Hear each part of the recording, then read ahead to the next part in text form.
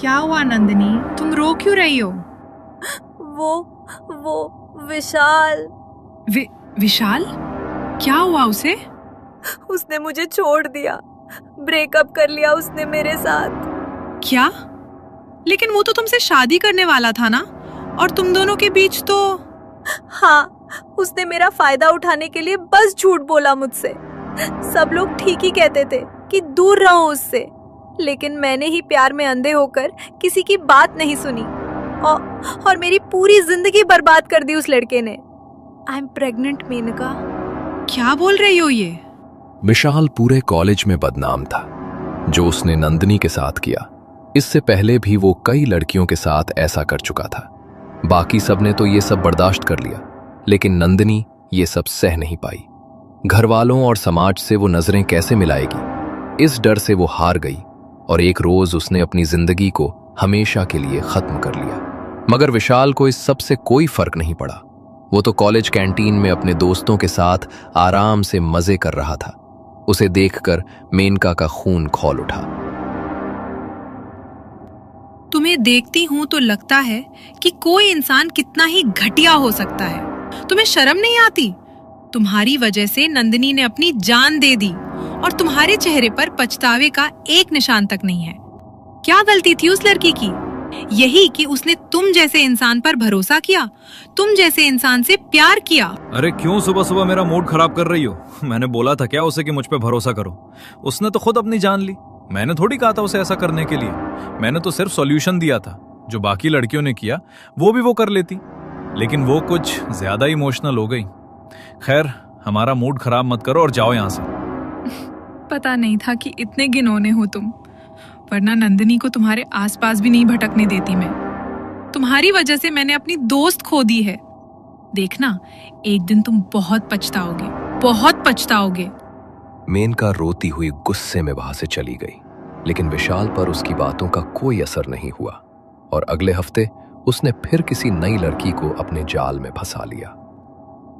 विशाल, मैं यहाँ बहुत बोर हो रही हूँ यार। इस वीकेंड पे चलो ना, हम लोग कहीं चलते हैं। अब इतनी सुंदर लड़की मुझसे कुछ कहेगी तो मैं मना कैसे करूंगा? वैसे भी हम सब इतने दिनों से कहीं जाने के लिए सोच ही रहे थे। बताओ, कहाँ चलना है तुम्हें? किसी हिल स्टेशन पर चलते हैं ना, वहाँ रात को बॉनफायर करेंगे, बहुत मजा आएगा। ठीक है, तुम जैसा कहो जाने मन।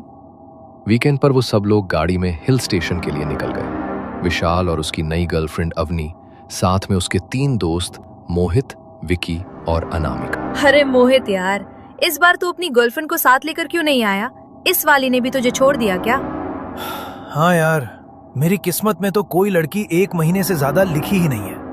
जैसे ही 1 महीना बीतता है और बातें थोड़ी आगे बढ़ती हैं, मेरा ब्रेकअप हो जाता है। अब तू टाइम पास के लिए किसी लड़की के साथ रहेगा तो वो तो तुझे छोड़कर जाएगी ही ना। अगर सच्चा प्यार करता तो कोई छोड़कर नहीं जाती तुझे। विशाल अपनी मीठी मीठी बातों से अवनी को अपने जाल में फंसा रहा था। उसने ड्राइव करते हुए अवनी का हाथ अपने हाथों में लिया और उसके हाथ पर उसने किस कर दिया। अवनी उसके प्यार में गिरती जा रही थी और वो बस अब इसी बात का फायदा उठाना चाहता था। हल्की हल्की शाम होने लगी थी और वो अपने होटल पहुंच गए थे। हिल स्टेशन पर बहुत ठंड थी, इसलिए ठंड से बचने के लिए उन्होंने ब्रांडी की बोतलें खोली। तुम सबने प्रॉमिस किया था कि कोई भी यहाँ पर ड्रिंक नहीं करेगा, तो फिर अब ये बोतलें कहाँ से आ गई? बोलो। अरे यार अनामिका, क्या तू भी हिल स्टेशन पर आए हैं और ड्रिंक ना करें? ऐसा तो हो ही नहीं सकता। इतनी ठंड है यहाँ पर, कुछ ना कुछ जुगाड़ तो करना ही पड़ेगा ना। आओ, तुम दोनों भी हमें ज्वाइन कर सकती हो। नहीं यार, तुम लोग पियो, अवनी को ये सब पसंद नहीं। चलो अवनी, हम दूसरे रूम में चलते हैं। मैं भी यहाँ से जा रही हूँ। अवनी को एक एक कर विशाल पर और भरोसा होता जा रहा था। विशाल उसे दूसरे कमरे में ले गया और उसने अपने बैग से ब्रांडी की बोतल निकाली। तुमने तो बोला था तुम ड्रिंक नहीं करोगे, तो फिर ये क्या है? ये हम दोनों के लिए है। आज रात मैं तुम्हारे साथ मदहोश होना चाहता हूँ, तुम्हें अपनी बनाना चाहता हूँ। I love you Avni. मुझे हर दिन तुमसे बस और ज्यादा प्यार होता जा रहा है। मैं भी तुमसे बहुत प्यार करती हूँ विशाल। बस इस बात का डर है कि तुम मुझे छोड़कर चले गए तो क्या होगा मेरा। ये सब क्यों सोचती हो तुम? मैं प्रॉमिस करता हूँ तुमसे कि ऐसा कभी नहीं होगा। कभी तुम्हें छोड़कर नहीं जाऊंगा मैं। विशाल ने अपनी बाहें फैलाई और अवनी उसकी बाहों में सिमट गई। और तभी विशाल के चेहरे पर वही शैतानी हंसी छा गई। वो अवनी के करीब आया, मगर इससे पहले कि वो आगे बढ़ता किसी ने उसके कमरे का दरवाजा खटखटा दिया। अरे यार, इस वक्त कौन आ गया अब? विशाल ने जाकर कमरे का दरवाजा खोला तो मोहित और विकी उसके कमरे के बाहर खड़े थे। तुम दोनों यहाँ पर क्या कर रहे हो? बोला था ना डिस्टर्ब मत करना मुझे। अरे यार, तू तो जब भी हमारे साथ कहीं जाता है हमें छोड़कर अपनी गर्लफ्रेंड के साथ ही रहता है, लेकिन इस बार नहीं। हाँ, नीचे बोनफायर हो रहा है, चल चलते हैं। और एकदम मस्त लड़कियां भी है वहां पर। इसे छोड़, ये तो बाद में भी मिल जाएगी तुझे। थोड़े धीरे बोल भाई, रुक आता हूं मैं। विशाल ने दरवाजा बंद किया और अपनी जैकेट पहनने लगा। ये जैकेट क्यों पहन रहे हो तुम? कहीं बाहर जा रहे हो क्या? हाँ, वो जरा उन दोनों को कुछ काम है तो बस अभी थोड़ी देर में वापस आ जाएंगे। तुम मेरा वेट मत करना, सो जाना। खाम का तुम्हारी नींद खराब होगी। अच्छा ठीक है, ध्यान से जाना। विशाल, मोहित और विकी नीचे बॉनफायर में जाकर बैठ गए। जंगल का एरिया था, इसलिए कुछ लोग वहां पर कैंपिंग के लिए आए थे।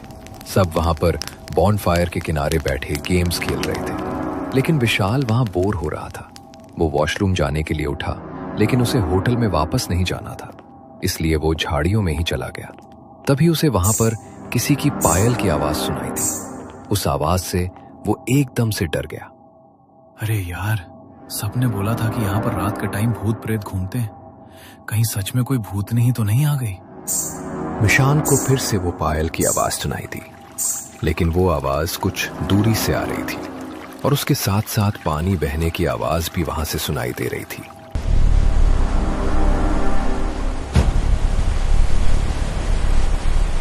विशाल ने इधर उधर अपनी नजरें घुमाकर देखा तो लाल रंग की साड़ी पहने एक लड़की वहां से आगे की तरफ जा रही थी।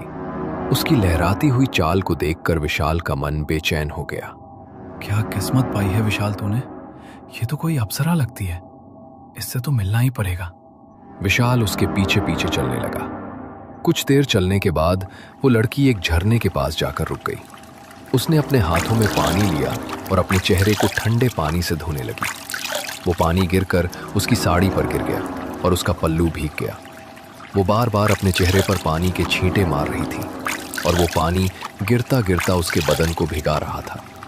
विशाल खुद को रोक नहीं पा रहा था, इसलिए वो सीधा उस झरने के पास जाकर रुक गया। उसे अचानक वहां देखकर वो लड़की घबरा गई। कौन हो तुम? यहाँ पर क्या कर रहे हो तुम? कुछ नहीं, मैं वो जंगल में रास्ता भटक गया।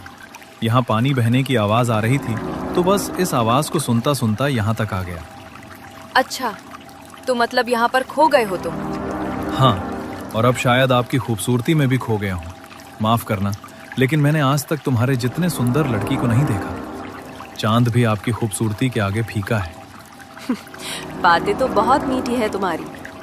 आओ चलो, रास्ता भटक गए हो तो आज रात मेरे साथ रुक जाओ। मेरे कहने का मतलब है, मेरा घर यहाँ पास में ही है। रात को जंगल में रह गए तो सुबह तक जंगली जानवर तुम्हें जिंदा नहीं छोड़ेंगे। चलो। विशाल तो जैसे उसे देखकर अपना काबू ही खो बैठा। उसने उसे एक बार अपने पीछे चलने के लिए कहा और वो उसके पीछे पीछे चल पड़ा। उसकी नजरें उसके बदन पर ही अटक गई थी। कुछ दूरी पर उसका घर था, बिल्कुल छोटा सा और बहुत पुराना। अंदर एक कमरा था जिसमें एक बिस्तर लगा हुआ था। विशाल उस बिस्तर पर बैठ गया। आपको अगर भूख लगी है तो आपके लिए कुछ बना दूं? नहीं, कुछ खाने का तो मन नहीं है, लेकिन मुझे ठंड लग रही है। आप थोड़ी देर मेरे पास बैठ जाओगी तो मुझे कुछ अच्छा लगेगा। आप तो ऐसी बातें कर रहे हो जैसे मेरे आपके पास बैठने से आपको ठंड लगनी बंद हो जाएगी। शायद हाँ। वैसे नाम क्या है आपका? आपकी खूबसूरती में इतना खो गया कि आपका नाम पूछना भी भूल गया। अरुंधति। अरुंधति नाम है मेरा। और तुम्हारा? विशाल। अरुंधति विशाल की तरफ देखकर हल्के से मुस्कुराई। एक प्याले में वो उसके लिए मदिरा लेकर आई। पहले उसने उस प्याले से मदिरा पी और वो टपकती उसके शरीर से जा टकराई। विशाल उसे एक टक देखता ही जा रहा था। वो चाहकर भी उससे अपनी नजरें नहीं हटा पा रहा था। अरुंधति उसके पास आकर बैठ गई और अपनी उंगलियों को उसके चेहरे पर फेरने लगी। विशाल ने भी खुद पर अपना काबू खो दिया। कमरे में जो रोशनी चल रही थी वो भी अचानक से बुझ गई। सुबह जब विशाल की आंख खुली तो उसे वो लड़की वहां कहीं भी नहीं मिली। मगर बिस्तर के साथ में रखी टेबल पर एक चिट्ठी रखी हुई थी। विशाल ने वो चिट्ठी उठाई और उसे पढ़ने लगा। मुझे माफ करना, मुझे तुम्हें बिना बताए जाना पड़ा, लेकिन मैं आज रात तुमसे फिर मिलूंगी। तुम यहाँ पर चले आना, मैं तुम्हारा इंतजार करूंगी। अरुंधति की वो चिट्ठी पढ़कर विशाल की आंखें चमक उठी। उसने अपने कपड़े पहने और वो वहां से अपने होटल चला गया। उसके कपड़ों से शराब की बदबू आ रही थी, इसलिए अवनी को कुछ अजीब सा लगा। कहाँ चले गए थे कल रात तुम? और ये क्या हाल बनाया हुआ है तुमने अपना? कितनी बदबू आ रही है तुम्हारे कपड़ों से शराब की। सच सच बताओ, कहाँ पर गए थे तुम? अरे तुम तो मेरे पीछे ही पड़ गई यार। हम सब दोस्तों तो बस पार्टी कर रहे थे और आंख लग गई वहीं पर। क्या तुम भी यार बिना मतलब शक करती हो? पहले ही सर में दर्द हो रहा है मेरे, प्लीज और मत करो। अवनी को उसका बिहेवियर अच्छा नहीं लगा, इसलिए वो वहां से चली गई। पूरा दिन विशाल को बहुत कमजोरी सी महसूस हुई। खाना खाकर वो फिर से कब सो गया उसे पता ही नहीं चला। कोई उसे जगाया भी नहीं। अचानक से उसका फोन बजा और फोन की आवाज से उसकी नींद टूट गई। विशाल ने फोन हाथ में लेकर देखा तो फोन की स्क्रीन पर कोई अननोन नंबर फ्लैश हो रहा था। ये किसका नंबर है? विशाल ने फोन उठाया और सामने से आने वाली आवाज को सुनकर वो बिल्कुल हैरान रह गया। लगता है आज तुम सोते ही रहोगे।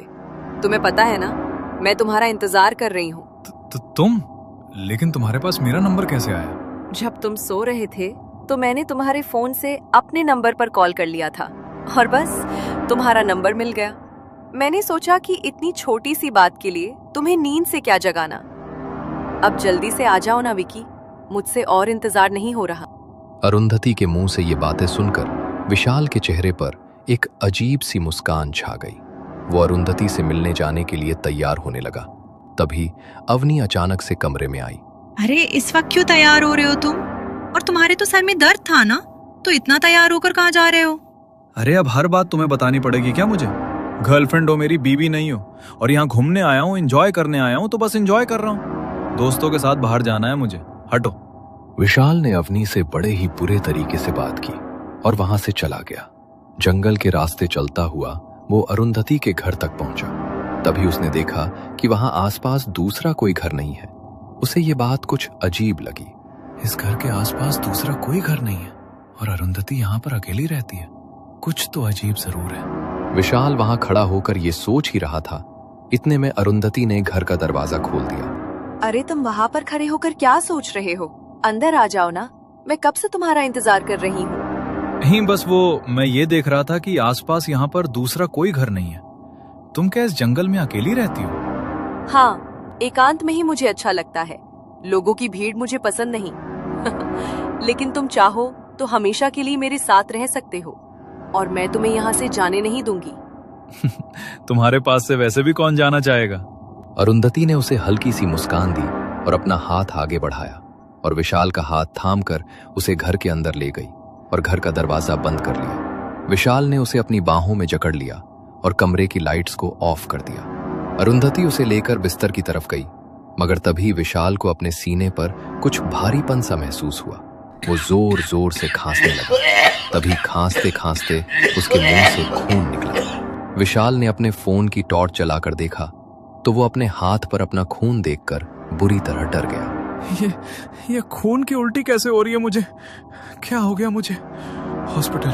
हॉस्पिटल जाना होगा मुझे। प्लीज लेके चलो मुझे। विशाल ने अरुंधति को कई बार आवाज दी, लेकिन उसे पीछे से कोई जवाब सुनने को नहीं मिला।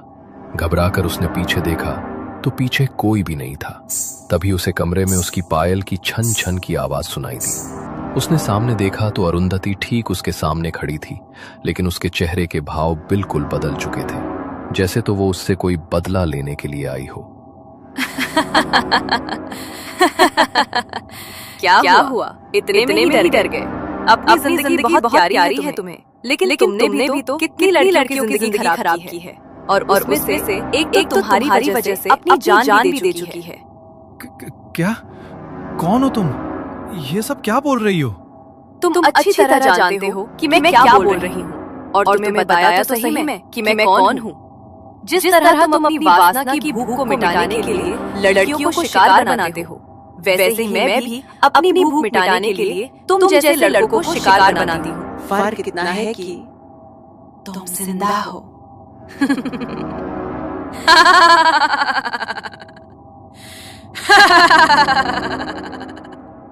देखो, तुम मुझे डराने की कोशिश मत करो। मेरा ही दिमाग खराब था जो मैं तुम्हारे पीछे आ गया। हटो यहाँ से और जाने दो मुझे। तुम यहाँ पर आए तो भले ही अपनी मर्जी से थे, लेकिन मेरी मर्जी के बिना यहाँ से जा नहीं पाओगे।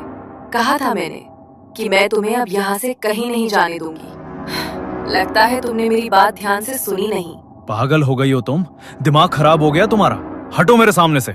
विशाल ने उसे धक्का दिया, मगर वहां से जाने के लिए वो जैसे ही उठा तो उसके पैरों ने काम करना बंद कर दिया और वो वहीं जमीन पर गिर पड़ा। ये क्या हो गया मेरे पैरों को? क्या किया है तुमने मेरे साथ? मैं चल क्यों नहीं पा रहा? तुम्हारी लाचारी देखकर बहुत अच्छा लग रहा है मुझे। मगर अभी तो तुम और भी लाचार होगे जब मैं तुम्हें मारूंगी और तुम खुद को बचा भी नहीं पाओगे। क्या?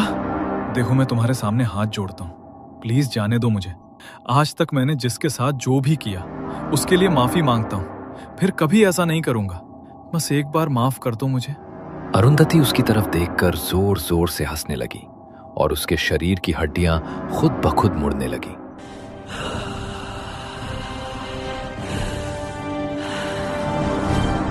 वो विशाल की और बढ़ी और उसने अपने दांतों को उसके गर्दन में गाड़ दिया। दर्द के मारे विशाल बुरी तरह तड़पा, जोर से चीखा, मगर उसकी चीखें सुनने के लिए वहां पर कोई नहीं था। उसका खून पूरे फर्श पर फैल गया और कुछ देर तड़प तड़प कर चिल्लाने के बाद वो हमेशा के लिए बिल्कुल शांत हो गया। अरुंधति भी वहां से उठी और उसकी ओर मुस्कुराकर देखती हुई घर का दरवाजा खोलकर फिर से जंगल के भीतर कहीं चली गई, शायद अपना अगला शिकार ढूंढने और बहुत सी लड़कियों को ऐसे भेड़ियों से बचाने।